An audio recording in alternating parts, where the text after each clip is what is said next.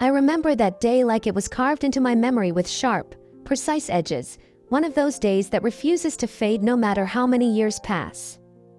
The rain had started in the early morning, just a soft, insistent drizzle that tapped lightly on the roof and made the wooden floor of our small kitchen hum with a faint, soothing rhythm. I had been sitting at the chipped, paint-faded kitchen table, the kind that bore the scars of decades of family breakfasts, spilled coffee, and hurried homework sessions, and I felt the weight of the world pressing down on my shoulders in a way that made my hands tremble. But the tremor wasn't from the chill that had seeped in through the cracked window or the dampness of the air. No, it was from the words my brother had just thrown at me, words that landed like stones in my chest and refused to bounce. My brother, David, my own blood, someone I had known all my life, someone I had looked up to, laughed at me. Not the soft, fleeting laugh of someone sharing a moment of amusement. Not a chuckle that fades into a smile. This was a laugh that cut, a laugh that echoed with scorn and disbelief, a laugh that made me feel smaller than I had ever felt in my entire life, a laugh that made my stomach sink and my chest hollow as though it had been carved out by an invisible hand. He didn't just laugh. He mocked me. He mocked the way I struggled to pay the bills that seemed to multiply overnight, bills that piled up like relentless reminders of my perceived failures.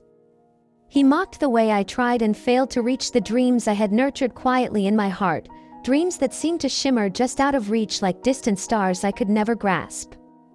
And he did it all with a precision that suggested he took a secret, almost cruel satisfaction in it, as if my difficulties were some kind of entertainment, some comic relief in his otherwise orderly, successful life.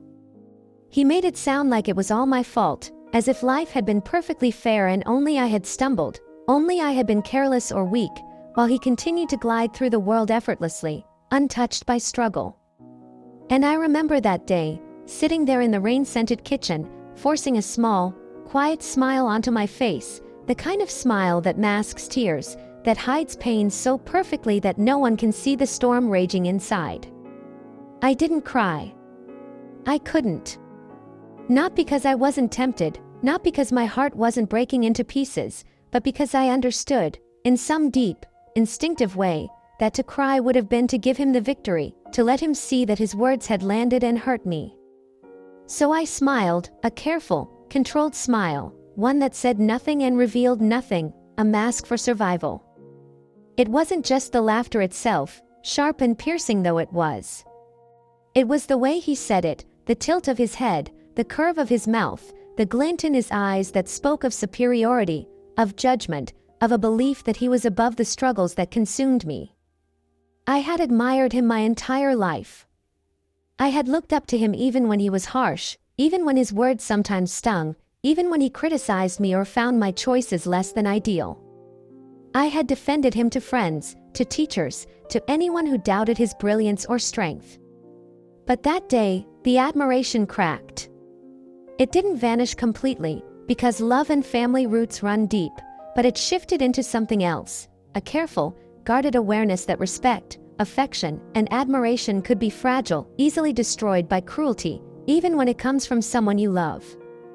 I didn't say a word.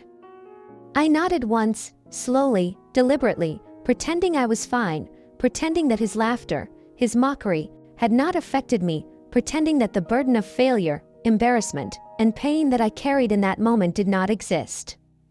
But inside, I made a promise to myself, a promise that I would remember this moment, not with bitterness, not with vengeance, but with patience. I promised that life had its own ways of balancing itself, its own rhythms and scales that could not be rushed or manipulated, and that even if it took years, even if it seemed like the universe ignored me for a while, justice, in its quiet, persistent way, would eventually arrive. Karma, as people often say, has a patient heart, and I decided that I would let life do what it does best, silently, without interference. That night, lying on my bed in the dark, listening to the rain patter against the windowpane, I thought of all the moments when I had stood by him, when I had defended him, when I had believed in him when no one else did. I thought of the sacrifices I had made quietly, the sleepless nights, the jobs I had taken on to support myself, the dreams I had shelved so I could focus on practical survival. And now, Here he was, laughing at me, as if all that effort, all that love, all that quiet devotion, was meaningless. I felt a strange mixture of sorrow and determination, a combination of heartbreak and resolve that I had never known before. I realized, with a clarity that was both painful and enlightening, that life doesn't always reward kindness immediately. It doesn't always notice patience, endurance, and quiet love. But eventually, it does. Eventually, it remembers. The story I am about to tell is not merely about that laugh, though it was the spark, the first cruel ember that lit a fire I never wanted but could not ignore. It is about what came after, the ripple effects of words and actions, the quiet, sometimes invisible ways in which life balances itself. It is about betrayal, not the grand, obvious kind, but the subtle, quiet betrayal that comes from someone you trust, someone you love, someone whose approval you have long sought. It is about heartbreak, and about lessons learned slowly, painfully, and with tears that fall not in anger but in understanding. It is about the way small, seemingly insignificant moments can accumulate into turning points that change the course of your life entirely, moments that teach you about human nature, about resilience, about justice, about the strength of your own heart. And it all began with that single, sharp, cruel laugh, a laugh that was meant to diminish me, but instead became the catalyst for a journey I could not have imagined, a journey that would test me, challenge me, and ultimately transform me in ways I would never have believed. On that rainy, quiet morning in our little kitchen, sitting on a chipped chair, staring at a table that had witnessed so much of our family's life, and realizing, for the first time in my life, that sometimes the people you love the most can hurt you, but sometimes life has a way of showing them the truth in return. We grew up in a small town, the kind of town where the streets seemed familiar to every family and every corner held the memory of someone else's story, yet underneath the surface of those neat lawns and quiet sidewalks, very little of anyone's real life was truly understood. Everyone knew each other's names, their occupations, and the occasional rumor that drifted through the air like smoke, but no one really knew the sleepless nights, the quiet heartbreaks, or the fears that lingered in the corners of homes.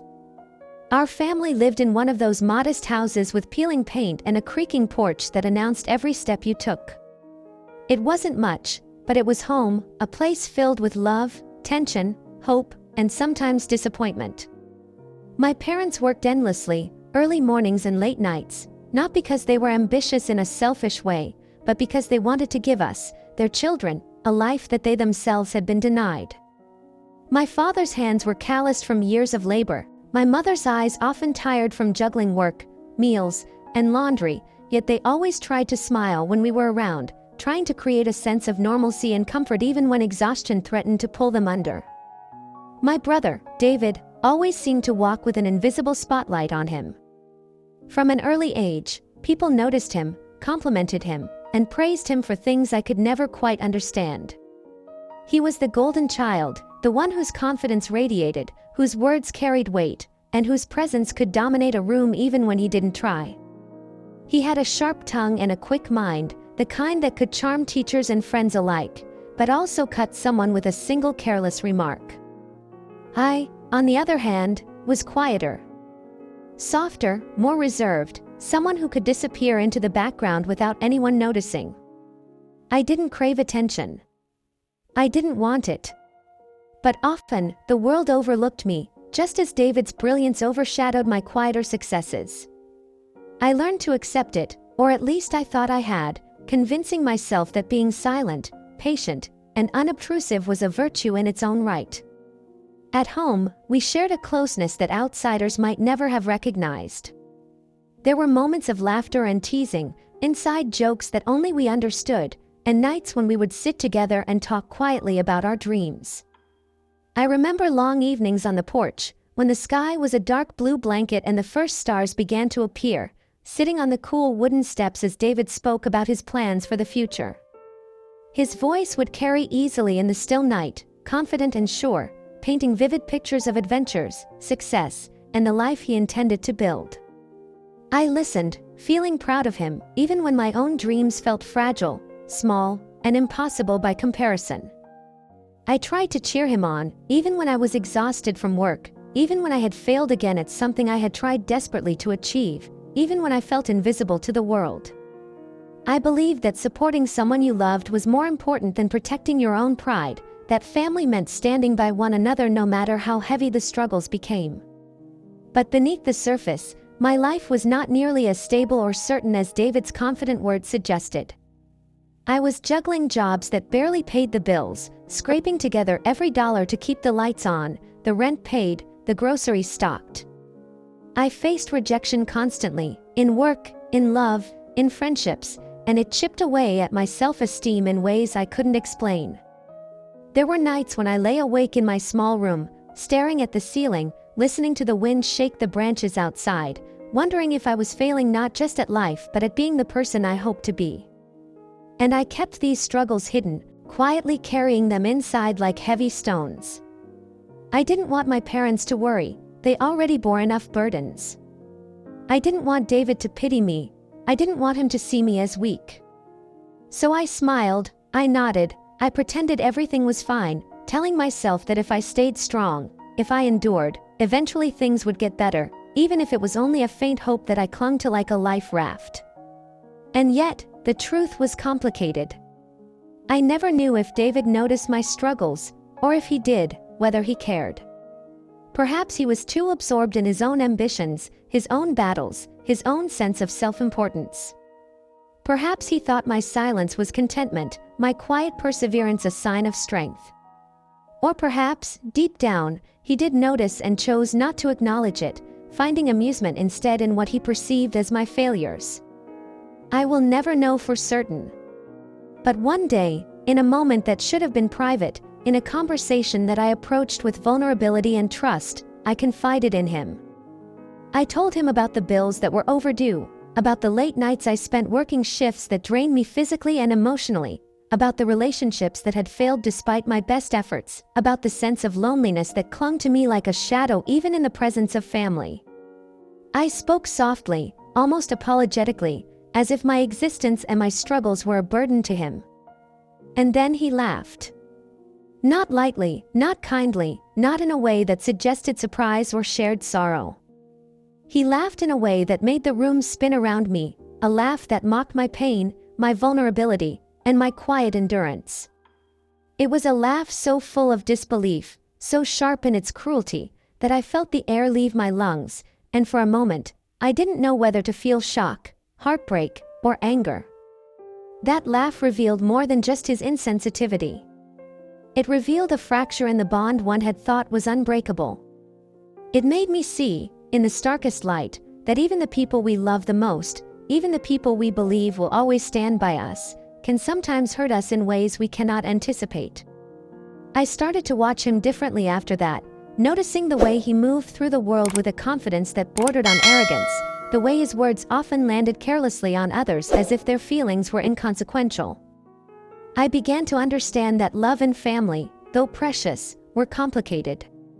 That the people who are supposed to protect, guide, and support us can, at times, inflict the deepest wounds, not necessarily out of malice, but perhaps out of ignorance, arrogance, or their own insecurities. And still, despite everything, I stayed silent. I did not confront him with anger. I did not lash out. I did not allow myself to feel the bitterness that threatened to consume me. I chose patience instead, patience not as a sign of weakness, but as a deliberate decision to endure, to work quietly on myself, to hold on to the hope that life had its own way of revealing truth, that justice, though slow, would eventually arrive in some form, and that my own path, however difficult and lonely, would lead to understanding, growth, and eventual peace. I learned to carry my own burdens with dignity, to nurture my own dreams quietly, and to believe, with a cautious but persistent faith, that the world would notice the goodness and resilience in me, even if others, including my own brother, could not. In that prolonged silence, in those long hours of reflection, I began to understand something fundamental about life and family. That sometimes, the most important victories are internal. That sometimes, enduring pain, showing compassion even when it is not reciprocated, and keeping faith in oneself are the quiet acts of courage that define a person more than any outward success or recognition ever could. And that, in a strange, almost paradoxical way, the very people who hurt us the most can become teachers, revealing the resilience, patience, and strength we never knew we had. It was in those moments, observing David's brilliance and his flaws, feeling my own struggles and my quiet perseverance, that I truly began to understand the complexity of love, family, and human relationships, and how our bonds, though sometimes frayed, sometimes tested, are shaped by both joy and pain, laughter and tears, and the unspoken truths that linger in the spaces between words. The tension didn't arrive all at once, like a sudden storm that breaks over the landscape, roaring and shattering everything in its path. No, it came quietly, almost imperceptibly, like the slow drip of water that eventually erodes stone, small, seemingly harmless gestures and words that, over time, left deeper marks than I could have imagined. At first, it was little things, almost invisible to anyone else, a joke at my expense that David would laugh off, assuming it was lighthearted, assuming I would join in. And I tried. I tried to laugh along, to smile, to pretend it didn't matter, because that's what I had learned to do in my family, in a world where kindness was often unacknowledged and patience was a necessity. But those small jokes, those little jabs, carried an invisible weight. They landed in my chest and refused to leave, forming tiny, insidious cracks that spread slowly into my self-esteem. He would comment casually on failures, moments when I had given my all but the outcome was less than perfect, as if the effort didn't matter, as if my struggles were entertainment. "Oh, you missed that again," he said once, laughing, when I failed to meet a deadline at work that had nothing to do with my abilities and everything to do with circumstances beyond my control. His voice carried amusement, but it felt like judgment, and it stung in a way I hadn't anticipated. And there were countless quiet dismissals, those small gestures of indifference, shrugs, eye rolls, the subtle sighs that suggested I wasn't worthy of his time or attention. I tried to ignore them, telling myself that he didn't mean harm, that he simply didn't understand, that his laughter was harmless. But deep down, I knew better. It mattered. It mattered more than I wanted to admit, more than I wanted to confront, because to confront it would be to risk conflict, to risk tearing apart the fragile thread of connection we still had.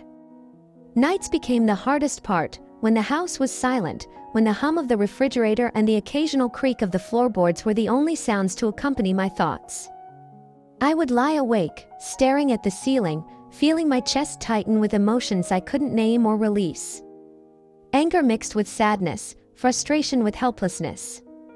I would replay every interaction, every word, every laugh that had cut a little too deep, and wonder why someone I loved so much could inflict pain without seeming to notice. I would think about the times I had stood by him, defended him, believed in him when no one else did, and I would ask myself if it had all been in vain, if the bond one thought unbreakable was actually fragile, dependent entirely on his whims. The turning point didn't arrive with a bang. It was subtle, almost invisible, like a shadow that grows longer as the sun sinks lower in the sky. It was a missed opportunity here, a forgotten favor, a comment that undermined my confidence there, a gentle push, unnoticed by anyone but me, that slowly widened the space between us. Friends who knew us noticed the shift, the subtle tension that had begun to dominate our interactions, but I would smile, deflect, and say, "It's fine."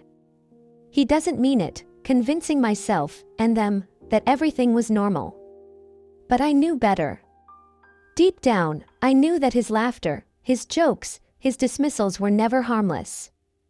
They were a reflection of who he was, of the way he moved through the world, of the way he viewed others' struggles as entertainment or irrelevance. And as I began to see this more clearly, I started to question myself. My worth. My choices.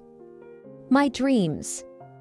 If the person I trusted most could look at my life and laugh, could my life really matter? And yet, despite all of this, my love for him did not vanish. It did not falter. I loved him quietly, patiently, in the way that people love those they cannot change, those whose flaws they see so clearly yet cannot help but care for anyway. I believed, stubbornly, that one day he would see. That one day he would understand the impact of his words, the weight of his laughter, the consequences of his indifference. I held on to that belief like a fragile flame, even as it flickered and waned in the face of repeated disappointments.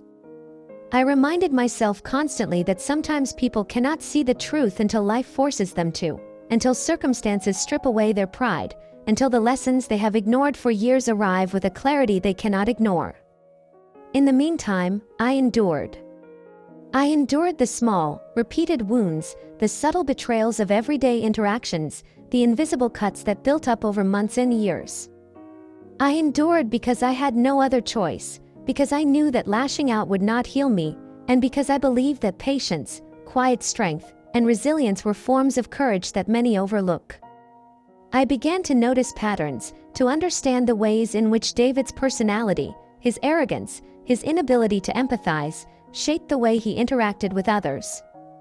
And in understanding him, I also began to understand myself, the limits of my own tolerance, the depth of my own patience, and the quiet ways in which I could protect my own heart while still caring for someone who seemed, at times, incapable of understanding the consequences of his actions. As the tension grew, so did the silence. Our conversations became cautious, measured, and carefully constructed to avoid conflict. I chose my words with care, knowing that any misstep could invite a laugh, a sneer, or a dismissal that would leave me hollow. The more I protected myself, the more I withdrew, not out of resentment, but out of self-preservation. And yet, in the quiet, in the moments when he was unaware, I observed him, noting his flaws, his triumphs, his unawareness of the pain he caused. I began to see him more clearly, not just as a brother I loved, but as a human being, flawed, capable of cruelty, but also capable of change. And in seeing him clearly, I also saw the delicate balance of family bonds, the complexity of love, and the way small tensions, when left unresolved, could grow into deeper, more painful wounds that no one else might notice but me. Even in those moments of growing distance, I never stopped hoping. I never stopped believing that life had a way of teaching lessons, that the universe had a way of showing truth when words failed, and that one day, David would see the consequences of his actions, the weight of his laughter, the impact of the silent wounds he had inflicted. And so I waited, silently, patiently, enduring the small tensions that had turned into quiet but deep wounds, nurturing my own resilience, and preparing for the day when life itself would illuminate the lessons that laughter had obscured, and when understanding, finally, would arrive, not forced, not through confrontation, but through the gentle, inevitable unfolding of life's lessons, the way the sun rises and the seasons turn, patiently and without fail. It was a Monday morning that began like any other, with the faint hum of early traffic outside the window, the smell of brewing coffee lingering in the kitchen, and the soft light of dawn seeping through the curtains, painting everything with a gentle golden glow. I remember that morning vividly, not because it was extraordinary in appearance, but because of the moment that seemed to freeze in time, a moment so charged with quiet intensity that it felt as though the world itself had paused, holding its breath, waiting for something monumental to unfold. David walked into the room as he always did, confident, composed, with that familiar half-smile on his face that carried an air of expectation. He assumed, as he often did, that I would offer support, encouragement, perhaps even sympathy, as if the universe had always conspired in his favor and I existed solely to affirm his successes. But that morning was different. Something had shifted, though it was subtle, almost imperceptible, yet powerful enough to be felt in the air between us. Life, in its quiet, deliberate way, had begun to correct the imbalance, to deliver a lesson that no lecture, no confrontation, no argument could have achieved. I watched him, standing there unaware, and felt a mixture of emotions I could barely name. There was sadness, yes, because I knew the journey he was about to take would be difficult, uncomfortable, and lonely in ways that perhaps only he could truly understand. There was compassion, because I understood that pain is a teacher, and even those who have caused harm often must walk through their own trials to gain insight and humility. And yet, beneath those layers, there was a quiet, almost imperceptible sense of vindication, not born of malice, not born of revenge, but of acknowledgement that life had its way of balancing itself, its way of showing truth when words fail, when people ignore warnings, when arrogance blinds them to the struggles of others. Everything he had laughed at, mocked, or dismissed, the late nights, the small failures, the moments I had endured silently, carrying the weight of my own life quietly and patiently, was now returning to his doorstep, not as punishment, but as inevitable consequence, as if the universe itself had chosen to act as teacher and guide, showing him what it felt like to face trials unshielded by luck, charm, or confidence. I won't dwell on the details too quickly, because they were heavy, painful, and raw at the time. Each event, each misfortune, arrived gradually, almost whispering at first, then building, relentless, undeniable. The small annoyances that once seemed minor now compounded into pressures he could not ignore. Doors that had always opened with ease now remained closed. Opportunities that once came effortlessly now slipped from his grasp. People who had overlooked me, who had praised him blindly, began to treat him differently, not out of cruelty, but simply because life revealed his vulnerabilities, his dependence on fortune, and his failure to see beyond his own perspective. I watched quietly, observing the unfolding of events not with glee, not with satisfaction in his discomfort, but with a profound understanding of how life teaches its lessons. There was a calm clarity in witnessing this, a reminder that justice is not always loud, that correction does not require vengeance, and that the world, in its own time, restores balance in ways far more subtle and powerful than human hands ever could. As the days passed, I felt a complex swirl of emotions. Part of me wanted to reach out, to offer comfort, to soften the harshness of the lessons he was learning, but I restrained myself. There was wisdom in allowing people to experience the consequences of their actions, in letting life teach what must be understood firsthand. I recalled all the times I had endured his jokes, his dismissals, the silent pain of being overlooked and underestimated, and I understood that these experiences, though painful, had shaped me into someone resilient, compassionate, and patient. And now, as I watched him navigate his own challenges, I felt a quiet solidarity with him, recognizing that life is impartial, that struggle is universal, and that every person, regardless of how privileged or confident they may appear, must one day face their own trials. In that moment, I also reflected on myself, on my own growth, on the ways I had been shaped by struggle and endurance. I realized that while David's misfortunes were unfolding, I had already walked through similar storms, had felt the sting of failure, the ache of disappointment, and the quiet shame of invisibility. These experiences had built within me an inner strength, a calmness, a resilience that no laughter, no mockery, and no setback could diminish. Watching him face his own challenges, I felt empathy and understanding rather than anger or resentment. I recognized the delicate truth that sometimes, people must stumble, fall, and be humbled in order to truly appreciate what they have, to understand the impact of their actions on others, and to awaken to the lessons that life has long been waiting to teach.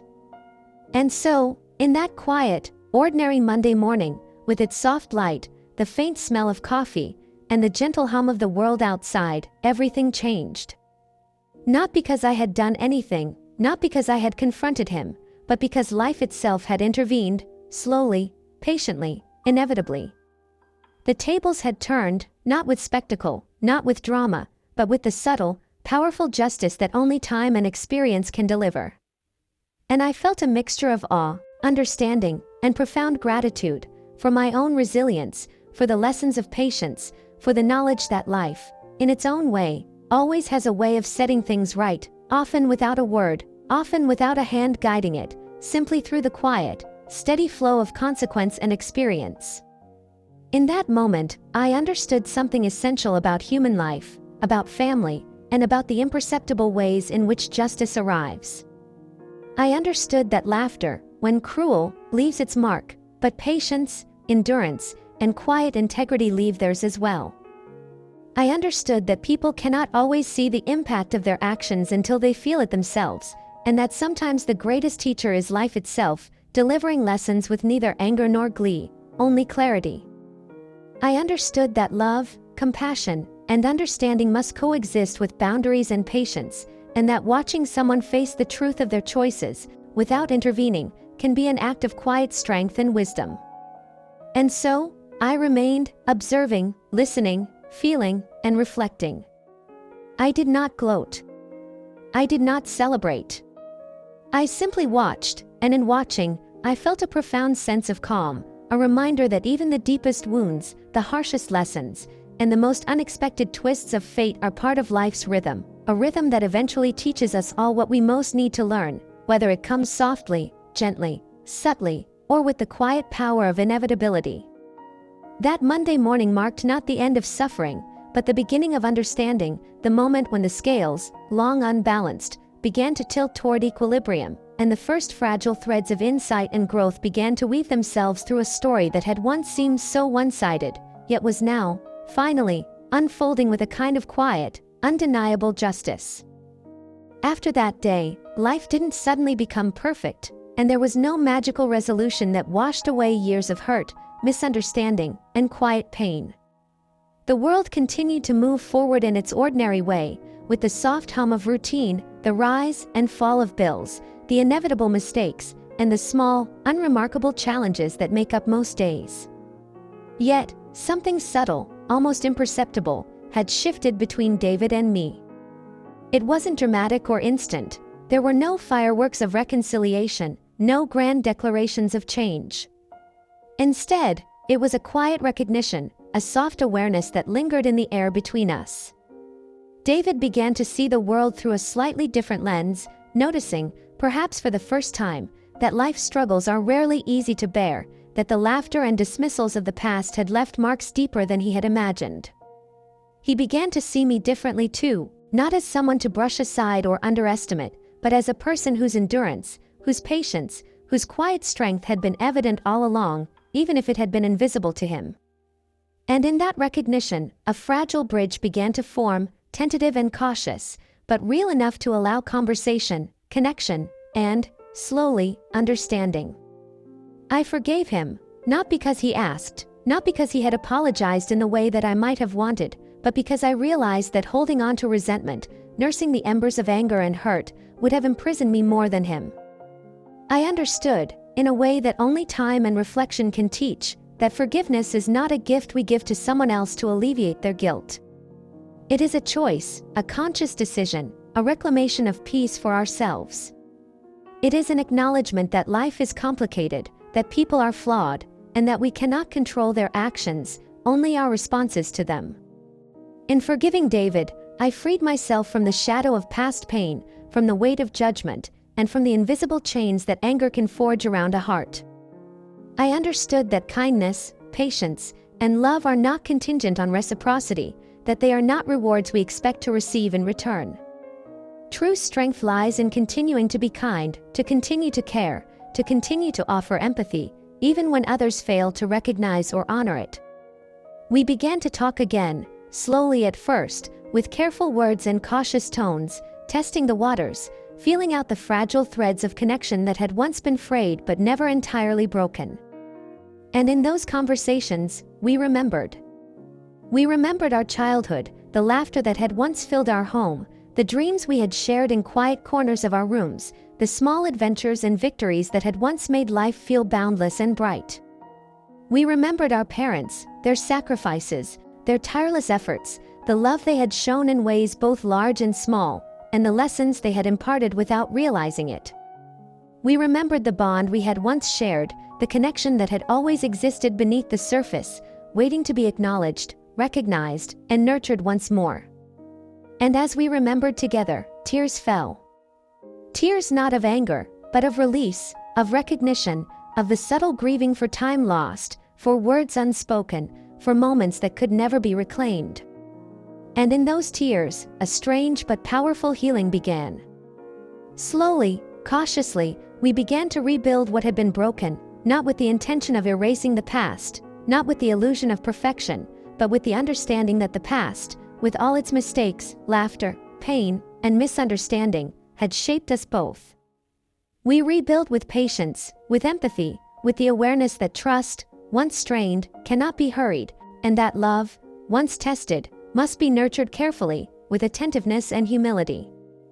We laughed together, too, though softly at first, the kind of laughter that acknowledges imperfection, that carries lessons learned, and that embraces the shared humanity between us. And as we moved forward, a new rhythm emerged in our relationship, one defined not by naivety or blind admiration, but by respect, understanding, and the quiet, resilient strength that comes from surviving struggle together. In reflecting on this journey, I learned something profound and transformative. I learned that laughter, even when cruel, even when it wounds, does not have the final say. I learned that patience and love endure far longer than anger and resentment, that kindness remains powerful even when it seems unacknowledged, and that the heart has a capacity for forgiveness and healing that is as infinite as it is quiet. I understood that life will test us, that people may disappoint, that struggles may appear insurmountable, but that our own hearts, if nurtured with wisdom and empathy, have the power to heal, to forgive, and to guide us toward hope and reconciliation. Now, when I think back to that laugh, the one that had once pierced my chest, that had made me question my worth, that had left me trembling in the quiet of my kitchen, I do not feel bitterness. I do not feel the sharp sting of anger, nor the heavy weight of unresolved pain. Instead, I feel the quiet, strong pulse of life itself, reminding me that justice, in its own patient, deliberate way, arrives when it is meant to, that consequences have a rhythm that we may not always understand, and that the lessons we endure, whether as victims, observers, or participants, are part of a greater tapestry of understanding and growth. I feel a sense of peace, a recognition that love, even after it has been tested, even after it has been strained, is always worth holding on to. And in that understanding, I find not only forgiveness for David, but gratitude for the journey, for the lessons, and for the quiet, enduring strength that life has taught me, that even through pain, through struggle, and through misunderstanding, the heart has the remarkable capacity to heal, to rebuild, and to embrace hope once more. I have carried this lesson with me ever since, allowing it to shape the way I move through life, the way I treat others, and the way I hold space for both patience and compassion in every interaction. And though the past, with its laughter, mistakes, and wounds, will always remain a part of our story, it no longer controls the present or the future. Instead, it serves as a reminder, a gentle but persistent whisper, that love, forgiveness, and understanding are not conditional, that life's lessons are often disguised in hardship, and that the human heart, when nurtured with care and resilience, has the power to endure, to grow, and to shine in ways that even the cruelest laughter cannot diminish.